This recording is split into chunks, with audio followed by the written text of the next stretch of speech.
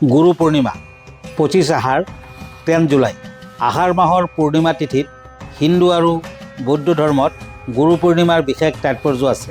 গুৰু পূৰ্ণিমা হ'ল এটি বৈদিক প্ৰথা যাৰ মাজেদি শিষ্যসকলে গুৰুক শ্ৰদ্ধা জ্ঞাপন কৰি থাকে।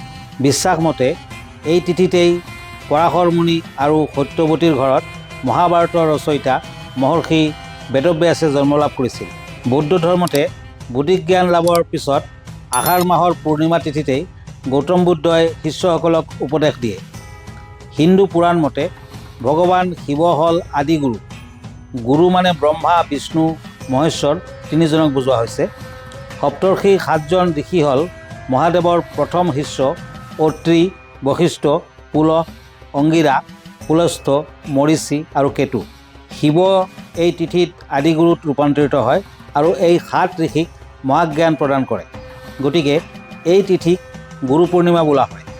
ধৰ্মীয় বিশ্বাস অনুসৰি এই পূৰ্ণিমা পূজা অৰ্চনা কৰিলে অক্ষয় আশীৰ্বাদ প্ৰাপ্তি হয়।